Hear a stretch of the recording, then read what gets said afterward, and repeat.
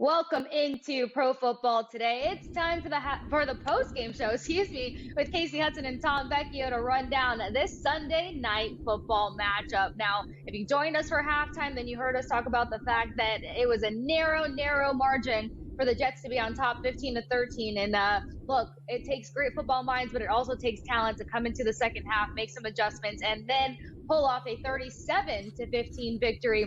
Steelers come out with a W over the Jets, and let's just say Jets now move to a 2-5 record, and that might not be the most flattering thing to get Davante Adams and company interested or have the buy-in continue out through the rest of the season. So let's get some video made of this Sunday night matchup. Tom, what did you think? Because the headlines were all about the Steelers going to Russell Wilson. A lot of fans were kind of indecisive about why even make the move. It felt like everything was working with Justin Fields. But as the game started to pick up, what fans started to realize, what commentators started to talk about, was the fact that Russell Wilson can air out the ball. He can give quicker reactions versus needing to rely on his legs or deciding to rely on his legs. So what did you make of this? Yeah, this game certainly had a ton of storylines. Everyone was focusing in on Davante Adams being traded to the Jets, et cetera, but really adding one receiver is never going to be as big as a team switching quarterback. And, a lot of people were skeptical about Wilson. He started off the game like super slow, like that is very clear. But this is also the first time he played this season, right? He didn't play in preseason. They said the last game he played was Christmas Day of last year. So, yeah, like the first quarter or whatever, like he was going to start slow because quarterbacks started slow in week one across the league. Just took some time for him to get fully involved in the offense and slowly got better. And, he started to air the ball out. We saw that couple long throws to George Pickens, couple great catches from George Pickens as well. And, it's going to be a talking point when you change a quarterback on a team that's sitting there 4-2, and yeah, they may not have looked amazing at 4-2, but they were winning games. And now, do I think Russell Wilson gives them a better chance to win? Maybe, right? And that yet to be seen, I would say, fully across the board. But good stuff from the Steelers. Obviously, this game flew over the total. It closed at 40 or 39.5. I was on the under, so this game flew over that. Steelers, obviously, they money line hits, they cover. Pickens goes over his prop. We got a touchdown from Harris at the end. Russell Wilson's going over his prop, et cetera, et cetera. So, if you're a Steelers fan, I would say this is very encouraging from where they were and maybe the indecisiveness at quarterback, but all good stuff from them. Yeah, definitely all good stuff. And then at least you've got options at that quarterback position, and you know that both options kind of work for you because you can make the adjustments around them. But something that Steelers fans might get excited about, or something that might continue to work in favor of Russell Wilson, is while it's not going to be easy to put up 30-plus points on any team, to do it versus a pretty decent Jets defense, or at least, a notably known as decent Jets defense, that might kind of sway favorably for Russell Wilson. Because before this, yes, they picked up a 32 points versus the Raiders October 13th, but 17 points, 24 points, 20 points, 13 points, 18 points. Steelers weren't known for picking up many points. They weren't. And then we saw that in the first quarter for the most part, that converting in the red zone was kind of difficult for them, but we found momentum. We found more percentage of conversions being able to rally behind the Steelers as they worked through the second half of this game. So, Steelers fans, this could be something you can be looking forward to, is the ability to pick up some more points, especially if that chemistry continues to rally and roll behind Pickens. He used his tight ends. You guys know I get excited about that. So a number of things for us to touch on when we get back from this break. Kind of as Tom mentioned there, some of the numbers that just really favorably worked out for both of these quarterbacks. Aaron Rodgers, 276 passing yards. Russell Wilson, 264 passing yards, 2 touchdowns, and a clean slate when it comes to the interception. So more to unpack on the other side of our first break here on Pro Football Today, the post-game show with Kasey Hudson and Tom Vecchio. So don't go anywhere. Stay with us here on SportsGrid.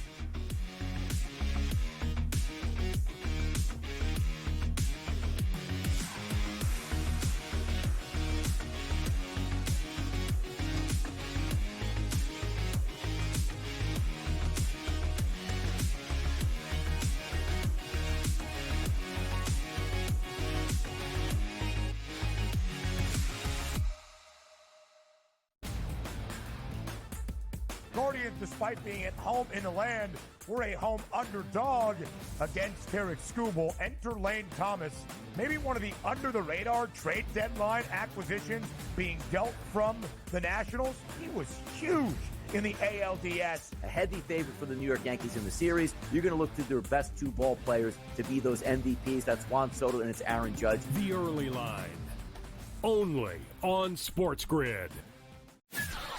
That kid on the two-point conversion play was wide open on the right side of the end zone, and the kid threw it about 15 rows over his head. People crystallized Georgia and Alabama. They put them on the shelf above everyone else, and they're just not there this year.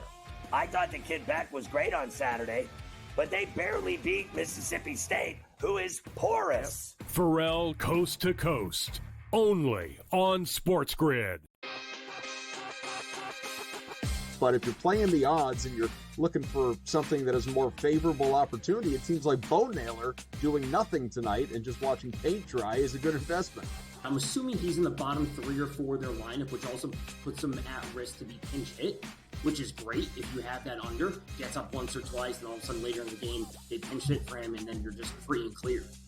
Game time decisions, only on SportsGrid.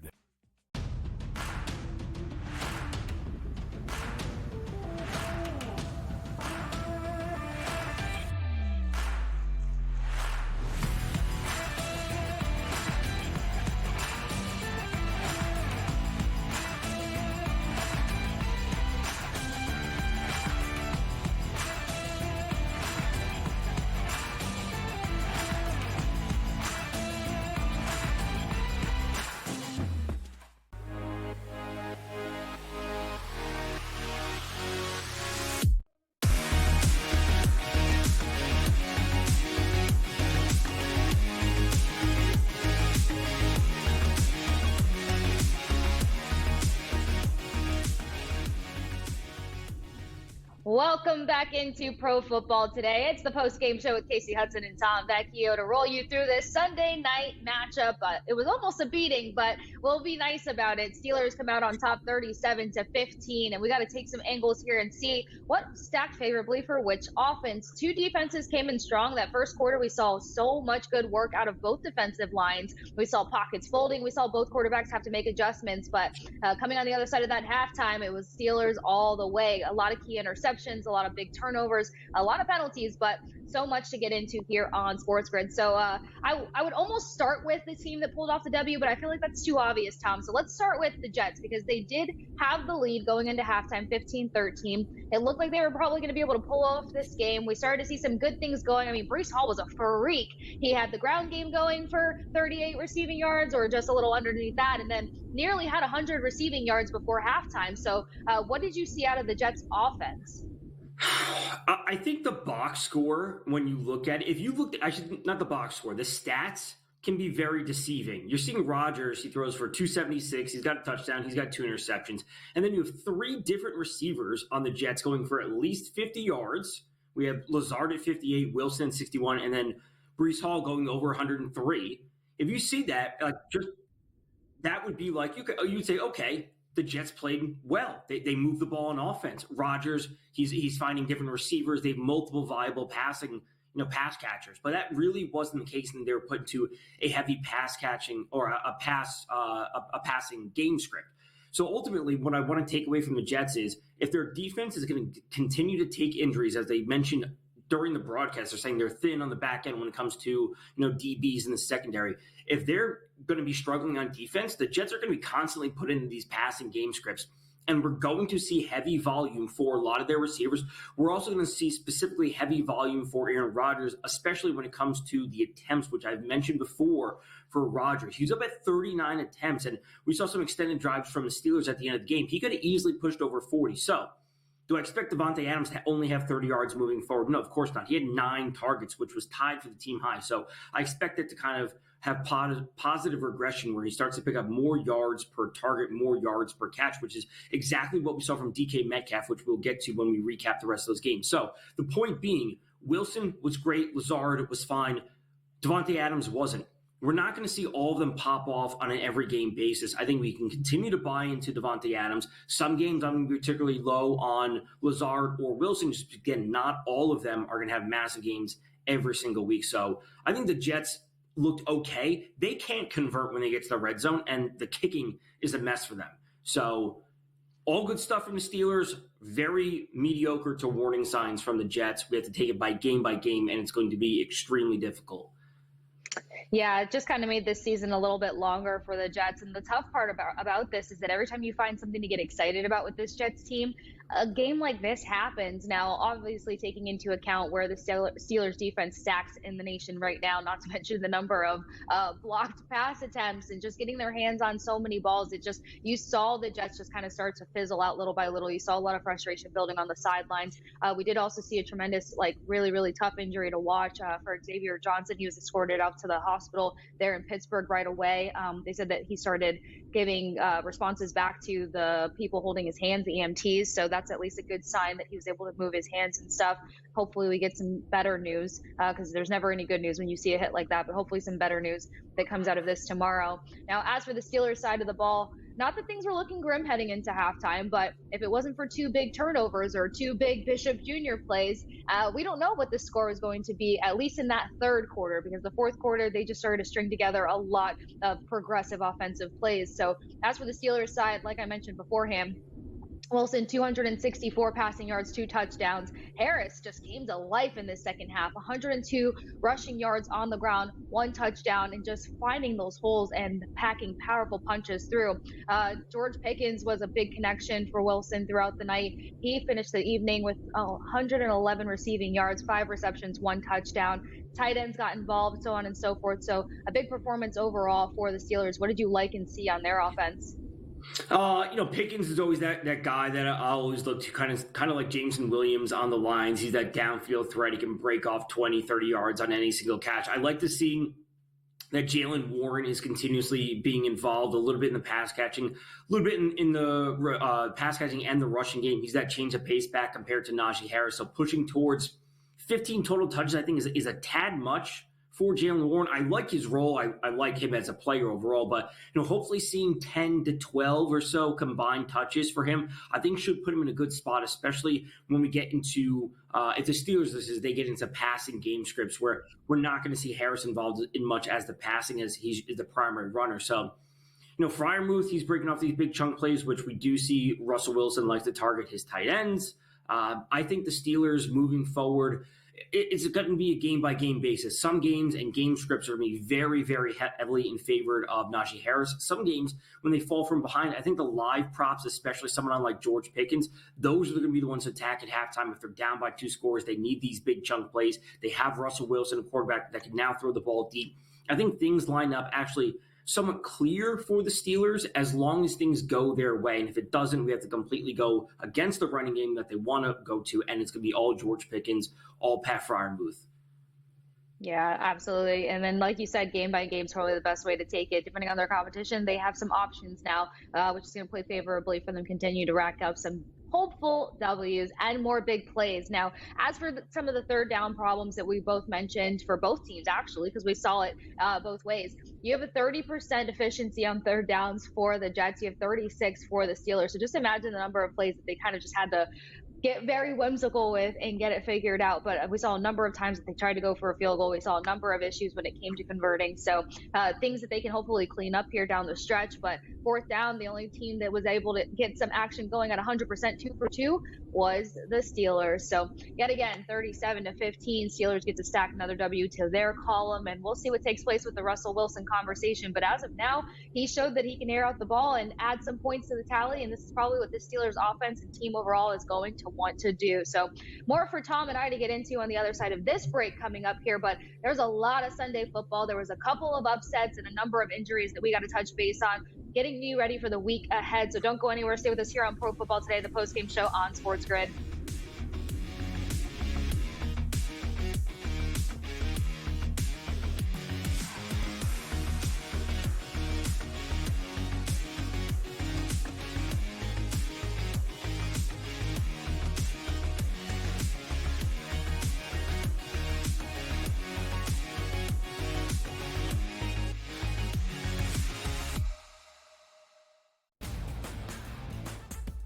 Guardians, despite being at home in the land, were a home underdog against Tarek Skubal. Enter Lane Thomas, maybe one of the under-the-radar trade deadline acquisitions being dealt from the Nationals. He was huge in the ALDS. A heavy favorite for the New York Yankees in the series. You're going to look to their best two ball players to be those MVPs. That's Juan Soto and it's Aaron Judge. The Early Line, only on SportsGrid.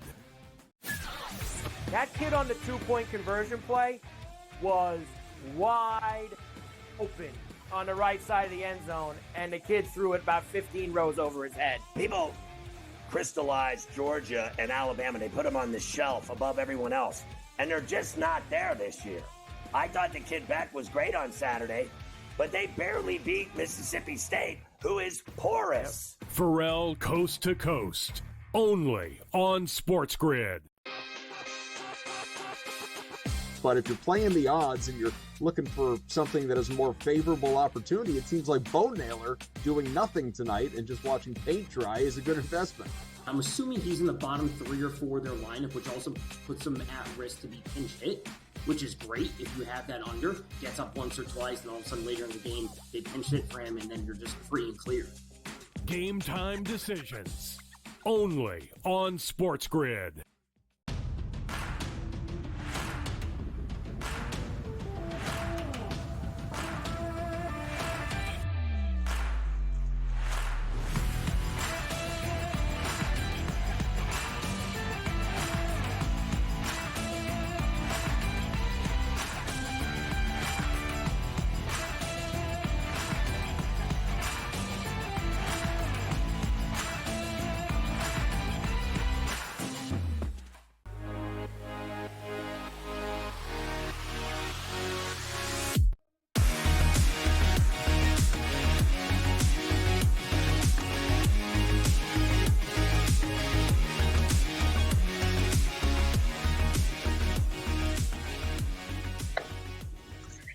Welcome back into Pro Football Today. It's the post-game show with Kasey Hudson and Tom Vecchio. We were just going through the Sunday Night Football matchup. 37-15, Steelers end up being the victors in that one. Russell Wilson having a pretty large performance in that. But time to move on from the Sunday Night Football talk because there was plenty of big games that went down today. And I don't know if we start with the biggest ones or if we start with the first game of the day. Just let's get it out of the way. Jaguars get a W, and not by a small margin, 32-16 over the Patriots, and they were able to pull that one off first thing on this beautiful Sunday morning. So what'd you make of this one and some of the play action that took place? Huge game from Tank Bigsby. He looks awesome. Obviously, with Travis Etienne out, he saw the majority of the work in the backfield, 26 carries, 118 on the ground with 2 touchdowns. Brian Thomas, a player I've spoken about before, continues to be that deep ball threat for Trevor Lawrence. The Jags are trying to right the ship on their season. On the other side, the New England rushing attack, or lack thereof, is absolutely dreadful. And as I mentioned last week, Drake May kind of looked good last week against the Texans, and this week he goes out for 37 attempts, 276 through the air, and 2 touchdowns.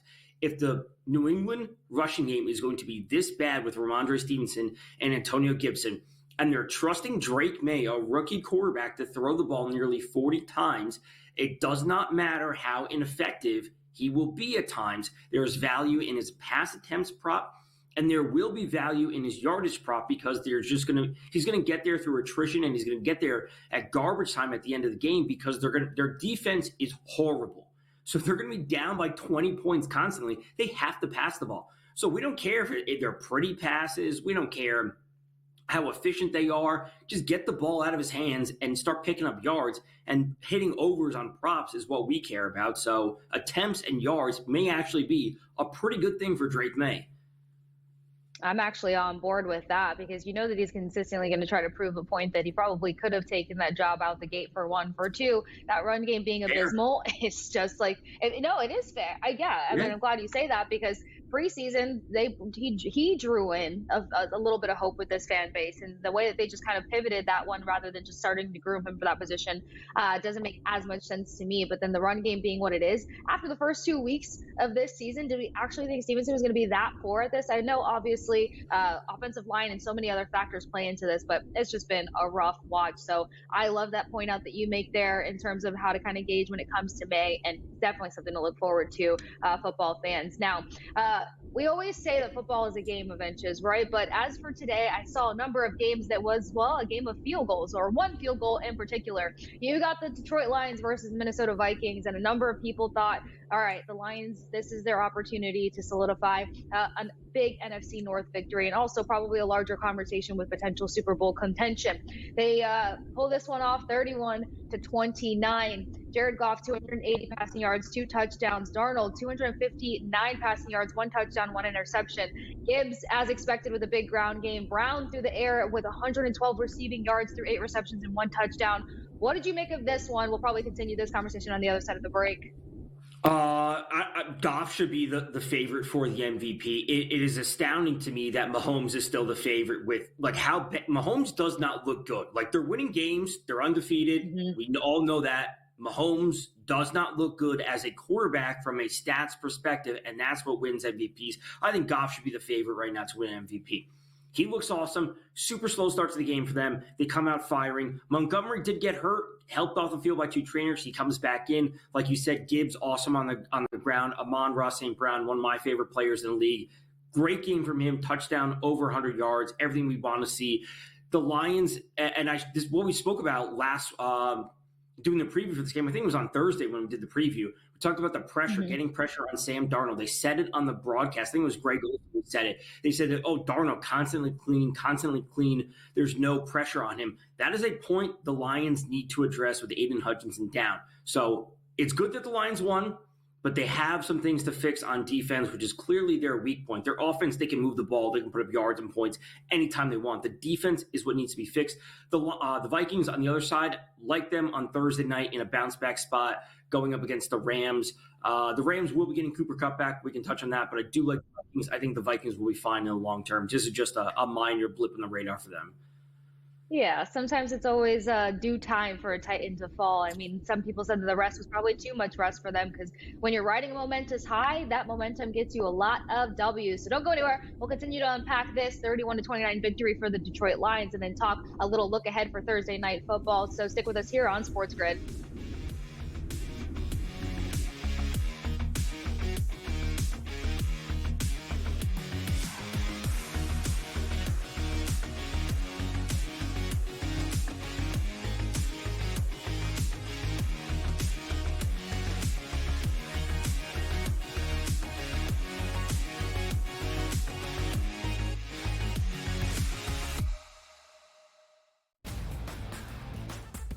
Guardians, despite being at home in the land, were a home underdog against Tarek Skubal. Enter Lane Thomas, maybe one of the under-the-radar trade deadline acquisitions being dealt from the Nationals. He was huge in the ALDS. A heavy favorite for the New York Yankees in the series. You're going to look to their best 2 ball players to be those MVPs. That's Juan Soto and it's Aaron Judge. The Early Line, only on SportsGrid. That kid on the 2-point conversion play was wide open on the right side of the end zone, and the kid threw it about 15 rows over his head. People crystallize Georgia and Alabama. They put them on the shelf above everyone else, and they're just not there this year. I thought the kid Beck was great on Saturday, but they barely beat Mississippi State, who is porous. Pharrell Coast to Coast, only on SportsGrid. But if you're playing the odds and you're looking for something that is a more favorable opportunity, it seems like Bo Naylor doing nothing tonight and just watching paint dry is a good investment. I'm assuming he's in the bottom 3 or 4 of their lineup, which also puts him at risk to be pinch hit, which is great if you have that under. Gets up once or twice, and all of a sudden later in the game, they pinch hit for him, and then you're just free and clear. Game time decisions, only on SportsGrid.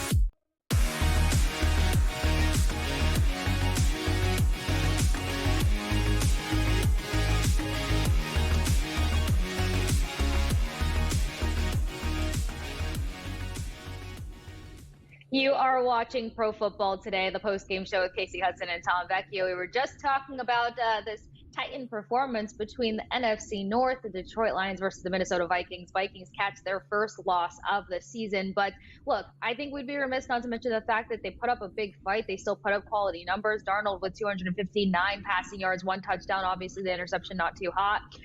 Aaron Jones on the ground, 14 carries for 93 rushing yards, 1 touchdown. Jefferson through the air, 81 receiving yards through 7 receptions and 1 touchdown. So, I mean, this game was neck and neck, and it looked like Minnesota was going to pull it off by a point, obviously, before the clock wound down in the fourth quarter there, and Detroit having the ball, which means they kind of had that upper hand. So what did we like and see from the Minnesota Vikings? And then you mentioned the fact that they're going to be able to turn this ship around. It's not like it's a big fall. You're going against the Detroit Lions, who are notably a great team right now, but you mentioned them being able to pick things up and get another W after this loss. So what do you like about the Vikings today? Yeah, ultimately, like, the Vikings didn't play bad. They got beat, but I don't think they played bad. Sam Darnold, 22 of 27, like 1 touchdown. Obviously, the interception isn't great, but it's very clear what we get from the Vikings. Aaron Jones is the guy in the backfield. 14 carries from him, 2 from Ty Chandler, and 1 from Justin Jefferson, 2 rushing attempts from Darnold. So from actual running backs, there were 16 attempts. Aaron Jones controlled 14 of them. Very clear who to target when the Vikings are going to be running the ball. It's going to be Aaron Jones. In the passing game, it's kind of always been this way for the Vikings. We know Justin Jefferson, we know he can break off these big plays. He's going to be scoring touchdowns, but who's after him? Right, who's going to be that secondary option in the passing game? We know Jordan Addison missed a few games, but he's back. He's playing a limited role. Jalen Nailor stepped up to play, caught some touchdowns when Jordan Addison was out. That's who I'm most interested in. It also depends on if we see TJ Hawkinson activated next week. He was practicing this week, but wasn't ready to go. So if he gets activated, that's where we're going to see a change in their passing offense. Who's going to be that secondary option? It still should be Jefferson number 1, and then maybe Hawkinson stepping up if he's healthy to take the number 2 role. Absolutely. Well, I'm excited to see what Minnesota does moving forward, but you're right. They have to get a little bit of depth in some areas if they're going to be able to fulfill this very long season ahead. Now, pivoting to another game, I kind of had this one circled just because, like I mentioned on the post-game show that you and I do plenty of times, is that Seahawks have this tendency to just kind of resurrect in the second half, and they've put up decent fights versus good teams this season. But the Falcons were starting to show more of a complete game from offense to defense to special teams, but didn't give them a victory today. No, Seahawks get the W 34-14, and slow first quarter, big battle between both of these teams. Second quarter, Seahawks go off. So we saw early signs of life before waiting for the second half. Third quarter, they pick up a touchdown. Fourth quarter, they solidify this victory. So what did you see in this matchup? Geno Smith, only 200, and I say only just because of what we've seen versus other formidable defenses, but Geno Smith only 207 passing yards, 18 of 28, and then 2 touchdowns, no turnovers. Kenneth Walker, 69 on the ground, and then Metcalf, 99 through the air. Yeah, from this game, again, I think the player stats are a bit deceiving when you see Robinson for the Falcons having over 100 yards on the ground, and Kirk Cousins also has 232 in the air. It's like they move the ball and then they turn it over, and then they're really effective at moving the ball and then they turn it over again. That's what I think is like the main point for the Falcons, where we're seeing good stuff out of Kyle Pitts. Like, he's actually emerging. A lot of people have been waiting, myself included, for him to finally emerge as a consistent option in any offense that he's in. A little bit slow game from Drake London overall, but when it comes to DK, and this is the thing I wanted to note when I spoke about Davante Adams at the beginning. Thursday game, when they played last, DK Metcalf had 11 targets. He ended up with 3 or 4 receptions for 38 yards. He had the touchdown called back on a penalty. And I said we can continuously buy into DK Metcalf when we're going to see a player that has 11 targets. Now, he did leave the game a little bit early. He had 7 targets. Those yards are going to be there for DK Metcalf time and time again, even after a slow week, because he has this big playability.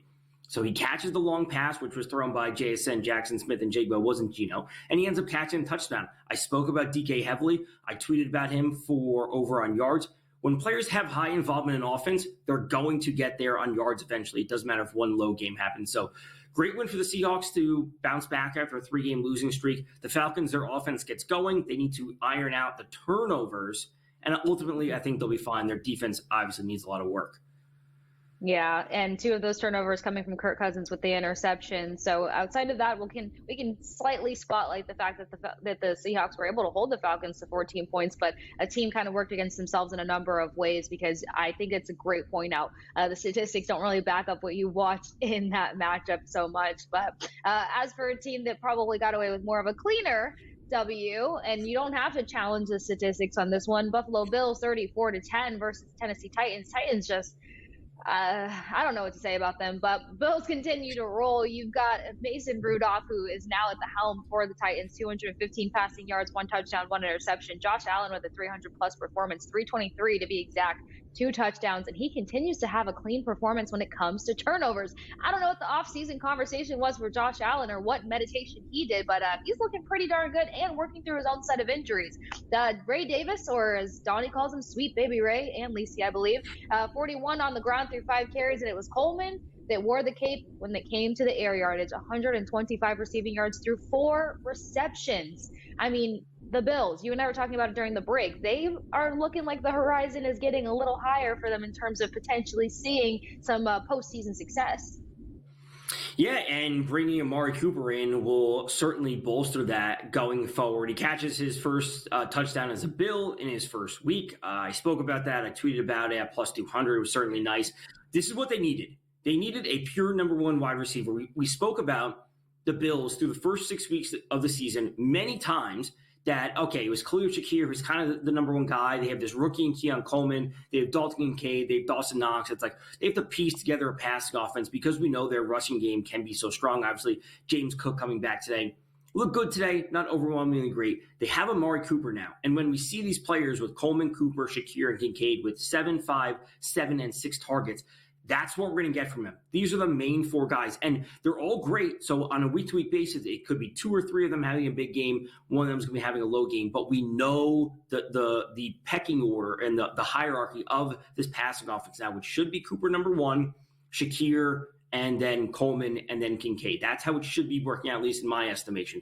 So great signs from the Bills. Titans, they're a mess. Will Levis, he's out. It's Mason Rudolph.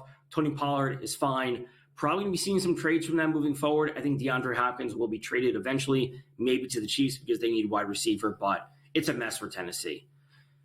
Yeah, it's a dumpster fire over there, that's for sure. And honestly, I hope Pollard finds a new home too, because I think he's talented. He just needs a better system and situation to be productive. And we're going to cut close to the break here. But speaking of situations, you got Anthony Richardson that helps his team pull off a 16-10 victory over the Dolphins. But I do not think that says much. 129 through the air, 54 or 56 on the ground for Richards specifically. But we've got some fans that probably want more Flacco action than anything else. I mean, did we learn anything in this matchup?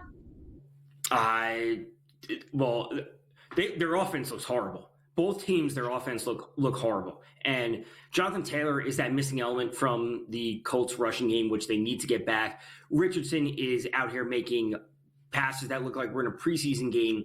He's below 50%. Tyler Huntley on the other side gets hurt, and they had to bring in Tim Boyle. There are reports that Tua is going to be back practicing, but we don't know if he's going to be able to play. If Tim Boyle is starting with Dolphins, we don't know what we're going to be seeing. And then there's literally zero involvement from Jalen Waddle and Tyreek Hill in the passing offense. 2 targets from Jalen Waddle and 2 targets for Hill. At halftime, they both had 0 targets. So they desperately need Tua back if their offense wants to do anything, if they want to have any shot at making the wild card, because it's looking rough in Miami right now. Devon Achane was good. Mostert was good, but the passing game is non-existent. Yeah, and it's just painful because heading into this season, it was kind of like, oh my gosh, there's not enough respect on the Dolphins' name. Who knew that this would be the result thus far? So don't go anywhere, football fans. Continue to hang out with Tom and myself here on Pro Football Today, the post-game show on SportsGrid TV. Follow over at SportsGrid on X. But we've got more to get to on the other side of this quick break coming up here, including potentially unpacking more when it comes to the Dolphins, Colts, or maybe just moving on. Don't go anywhere.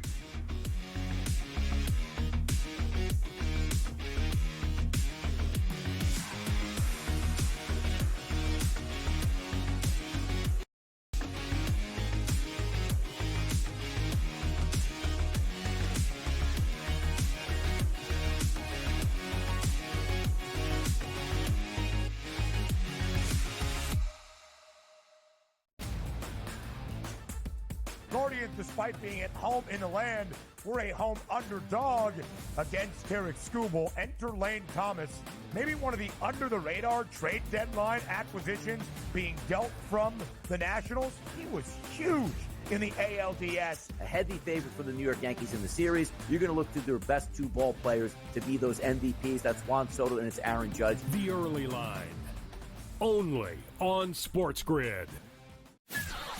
That kid on the two-point conversion play was wide open on the right side of the end zone, and the kid threw it about 15 rows over his head. People crystallized Georgia and Alabama. They put them on the shelf above everyone else, and they're just not there this year. I thought the kid Beck was great on Saturday, but they barely beat Mississippi State, who is porous. Pharrell Coast to Coast, only on SportsGrid. But if you're playing the odds and you're looking for something that is a more favorable opportunity, it seems like Bo Naylor doing nothing tonight and just watching paint dry is a good investment.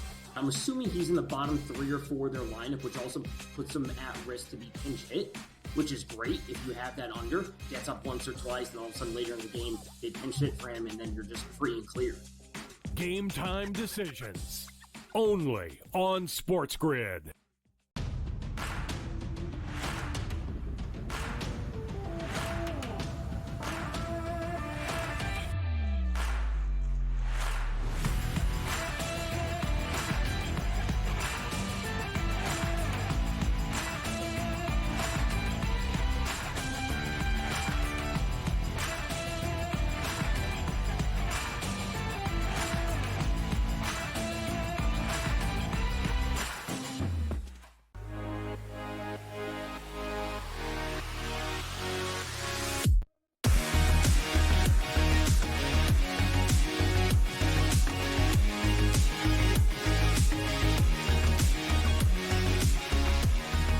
Ooh. Some hot takes going on here on SportsGrid TV, talking with the production team during the break. But welcome back into Pro Football Today, the post-game show. Kasey Hudson, Tom Vecchio running you through the Sunday slate. Honestly, Tom and I were chatting before the break about this Dolphins-Colts game. I just want your opinion on this because some fans, some commentators, some analysts, they think, you know what, Richardson might just need more development time. He had the injury at poor timing. You know, you can't weather an injury, be digesting properly how to navigate a system, be the leader of a system, and then come in and make an impact per se. So do you think that this could be a thing where Richardson just needs more time, Flacco should take the reins, or they just need to continue to work through the kinks of what their offense is doing at this moment?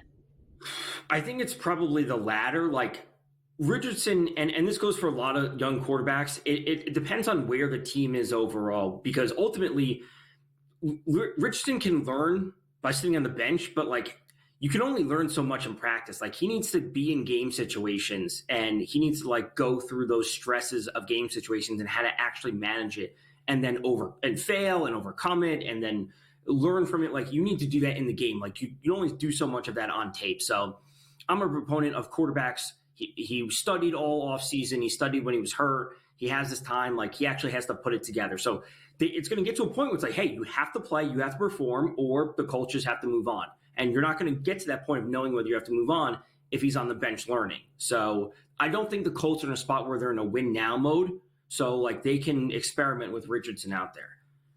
Yeah, and hopefully they take the time to truly figure it out, because what's been unfortunate for a lot of young quarterbacks is that if you're not impactful right out the gate, if you're not impactful through 2 seasons, then you become the ultimate QB2, potentially QB3. Your career is already decided for you. And it wasn't as cutthroat at that point. The focus on development was a bit higher a couple years back versus now. So we'll see what takes place there. But on to more exciting matters, or back to more exciting matters. Houston Texans versus the Green Bay Packers. And whoa, the tension on the field, the tantrum from Diggs, the trash talk from the secondary on the Packers. This was a freaking football game. And most importantly, the conversation on X was just so much fun to navigate while this game went down. Green Bay Packers come out on top 24-22. But when I say it was neck and neck, it was neck and neck. Stroud closes out the day 86 passing yards, Mixon another big ground game, 115 yards to be specific, to 25 carries, 2 tutties for him. And then on the other side, Jordan Love, 220 through the air, 3 touchdowns, 2 interceptions though, not too sexy Love. And then you got Jacobs, 76 on the ground, Dubs 94 through the air. So we talked about this one a number of times last week, Tom. Did this live up to what we said? The circle on the calendar, the big matchup, all the football that you can hope for and dream for. Yeah, this game was awesome from a lot of different perspectives. There are some very clear patterns emerging, which is like ultimately what we want to know. Is like how we bet these teams. We want consistency on a week-to-week basis. When we preview this game on Thursday, Tank Dell's receiving prop was 62.5. And I said, it seems just a touch too high. And I spoke about Tank Dell this morning, or I should say this afternoon on the noon show. And I tweeted about Tank Dell under 62.5 yards. He finished with 0 yards, 0 catches for 0 yards. That's just not the role he plays. Even with Nico Collins out, that's not the role that Tank Dell plays. Joe Mixon is awesome. And when he plays, it's him and then no one else in the backfield. When Dario Gumbalali gets 1 carry, Dameon Pierce gets 2 carries, it is Joe Mixon's backfield. The passing game with Stroud, their offensive line is non-existent. They need to figure things out there. I think they will be fine moving forward, but there are a little bit of warning signs. For the Green Bay side of things, Love, move the ball, needs to clean up the interceptions. We've seen interceptions from him over the past 2 games. Jacobs got involved in the passing game. He caught his first ever receiving touchdown. He had only rushing touchdowns to this point in his career. They have all the options in the passing game moving forward. I think the Packers look great. I think the Packers can compete for one of the top seeds in the NFC. That's all I really got to say. They're moving. Jordan Love had this little injury. He looks great. No concerns there. It is all up and up for the Packers. Yeah, Jordan Love's grit, I think, is becoming infectious, or maybe it's a little vice versa there. The grit of the wide receiving room is rubbing off on Jordan Love, but regardless, the Packers just have a recipe for moving forward and putting their teeth in things and just continuing to pull some good stuff off. So great football out of that one. Now, another dramatic scene in the football world, Bengals versus Browns. Bengals get a W 21-14, but just a number of things to evaluate in this one. Obviously, Deshaun Watson ends up going down. They're saying that it's potentially or likely an Achilles tear, so they'll be losing him for the season. Outside of that, though, you got Joe Burrow not breaking 200 passing yards in this performance, 181 and 2 touchdowns. Chase Brown being the guy on the ground, 44 rushing yards. T. Higgins with another stacked performance, 82 receiving yards through 4 receptions and 1 touchdown. Browns just had a lot of things to figure out, including, of course, when Deshaun Watson went down after the fact. It was probably just a lot for them to kind of wrap their brains around and try to get in any sort of game, but we haven't seen much great football out of them regardless. We don't have to get too much into the quarterback conversation, but maybe what did we see out of the Bengals? Because this one was just kind of all over the place. Yeah, a lot of storylines going on this. Not only did Watson get hurt, and he's almost certainly done for the year, but Dorian Thompson-Robinson, who was the backup today, not the third string anymore, he was the backup, he also got hurt, which means Jameis Winston had to come in as the emergency quarterback. Nick Chubb made his return to the team after a year with the knee injury, leg injury. Very, very modest game from him, which is what kind of everyone expected. They weren't going to give him a big workload. This is also their first game without Amari Cooper after they traded him. And we saw Cedric Tillman step up to play a big role along with David Njoku. And Njoku is going to be the guy moving forward, not going to be Jerry Jeudy. Maybe Elijah Moore gets involved more. Burrow and the Bengals, their defense looks better. Granted, we have to take that with a large grain of salt because the Browns are terrible, but Burrow did his thing, 2 touchdowns, 1 to Higgins, 1 to Chase. All of a sudden, they're looking at 3-4. They're looking at, looking back to get to 500 next week, which is not something we'd expect to see from this team after their extremely slow start. But if they can get their defense figured out, they still have one of the best offenses in the league. So cautiously optimistic if you're a Bengals fan. I think they have some good stuff in the future.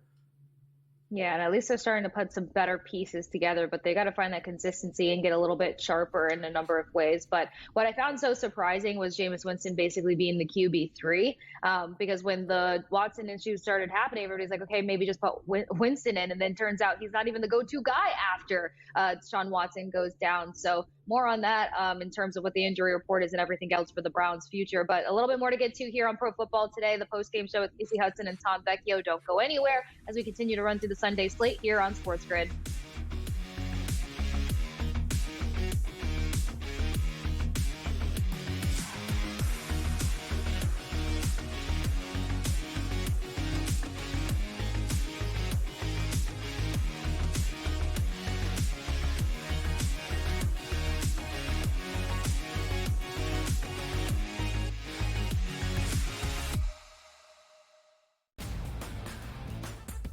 Guardians, despite being at home in the land, were a home underdog against Eric Skubal. Enter Lane Thomas, maybe one of the under-the-radar trade deadline acquisitions being dealt from the Nationals. He was huge in the ALDS. A heavy favorite for the New York Yankees in the series. You're going to look to their best two ball players to be those MVPs. That's Juan Soto and it's Aaron Judge. The Early Line, only on SportsGrid.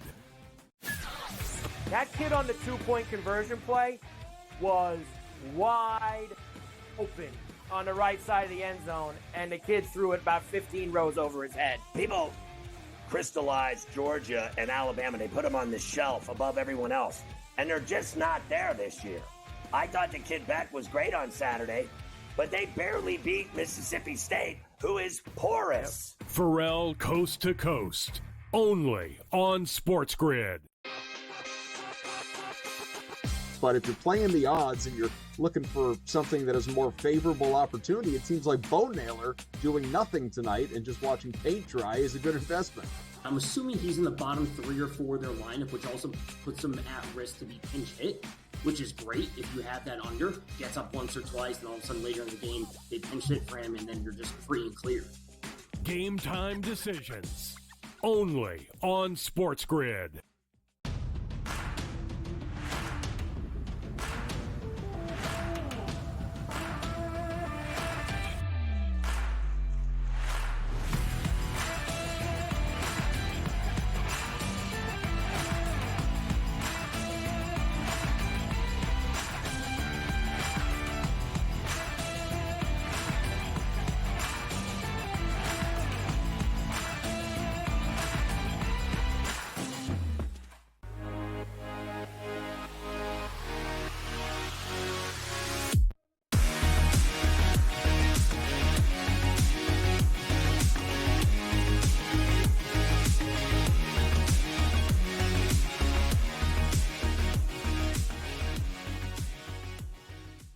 All right, another rally here at Pro Football Today, the post-game show with Kasey Hudson and Tom Vecchio. And while some New York teams are feeling championship vibes right now, that's for the WNBA, New York Liberty. There was a New York team today outside of the Jets that is feeling pretty blue, and not to be funny about their team colors, but you got the Giants. See, we love puns. You got the Giants that only pulled off 3 points versus the Eagles that really didn't even look that good. I mean, Eagles fans didn't even love this W today. They were happy that they can add another W to the column, but they didn't even love how this W came about. You got Hurts with 114 passing yards. Barkley with the big game as expected. Any revenge game lives up to the hype. 114 on the ground, 1 touchdown. And then you've got Brown through the air, 89 receiving yards. As for Daniel Jones, didn't break 100 passing yards. No, 99 passing yards is Tracy Jr. with 23 yards on the ground. And then Neighbors, 41 through the air through 4 receptions. I don't even know where to start with this one, Tom, but take it away. You look at the Eagles box score, it's obviously all Barkley, it's all A.J. Brown. The rest of the receivers literally didn't have to do anything because they were just moving the ball with Barkley on the ground. So when we see these low lines from Devonta Smith, even with Dallas Goedert out, you're saying, oh, why that happened? It's like he should have seen more volume. It's like, well, Barkley was eating up all the yards, and he's breaking off these big runs. So they literally didn't have to do anything. The Eagles, they've had their ups and downs. It was a very easy game for them. All things considered, we knew Barkley was going to have a big game. From the Giants, you would like to think Malik Neighbors is back. Okay, their offense can look like the way it did in the first few weeks. They're getting him some targets. The Eagles' defense clearly had their struggles, and then we just saw the Giants not able to capitalize on that. Seeing Drew Lock in there at the end of the game, I don't want to say is a concerning sign. The game was obviously out of question at that point, but we get to a certain point where Daniel Jones, we're gonna look at Daniel Jones, and they're on the hook for money next year, for guaranteed money. And if he gets hurt, they have to pay it. So at what point does Drew Lock potentially need to start seeing some time because the Giants don't want to be on the hook for that money? That's my question.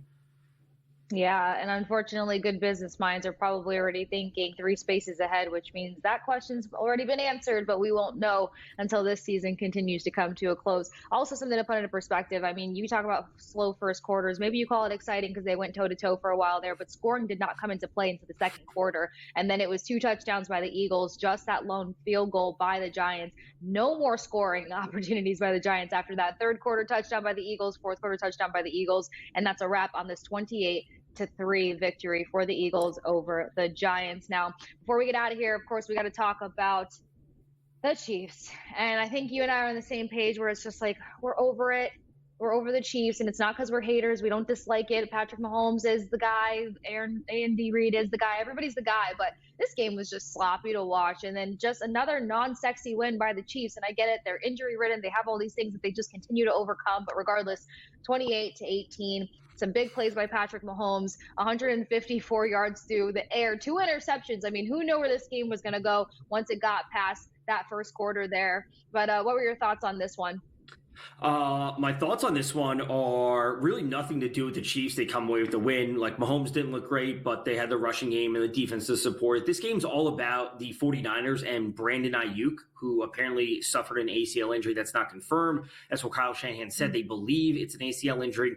Debo was also not feeling well in this game, so they're going to lose potentially Brandon Ayuk for the year. They did get Ricky Pearsall back, their first-round pick. This is his first game back after being activated off the PUP list after he got shot in August. So, and then we saw Jacob Cowing play a big role. So if Ayuk is done for the season, it is going to be Debo, George Kittle, and then one of Ricky Pearsall or Jacob Cowing or Juwan Jennings when he comes back. So the Chiefs come in with the win, but I think the storylines are for the 49ers side of things, and Purdy needs to get it together in the pocket. Yeah, that's the unfortunate part. Do you think that there's as many fans still writing out hope that the Niners are heading towards a Super Bowl or even closing out a decent postseason? I think they'll make the postseason, but it's not like the past few seasons. It is not like the way they've looked. I think if they can get there and they're healthy, that's one thing. If they kind of scratch and claw their way in, it's a first-round exit for them. Yeah, that's true. Well, it was a battle of the turnovers in this one, but Chiefs come out on top, 28-18, as I mentioned. Brock Purdy, 212 passing yards, 3 interceptions. Mason on the ground with 58 yards. Kittle, I love to see a tight end come to life, but I mean, crap, if you're going to put up 92 receiving yards, at least help your team pull off a W. It's just all that I was hoping for. But Tom and I are going to be back with you guys tomorrow here on Pro Football Today. We got the pregame party with Dave Sherapan and Adam Kaufman, and we got a doubleheader for Monday Night Football. So make sure you're joining us as well as following us over on X and Twitter at SportsGrid, all the hype. I hope everybody had a wonderful football Sunday, and Tom and I will see you guys tomorrow back on SportsGrid.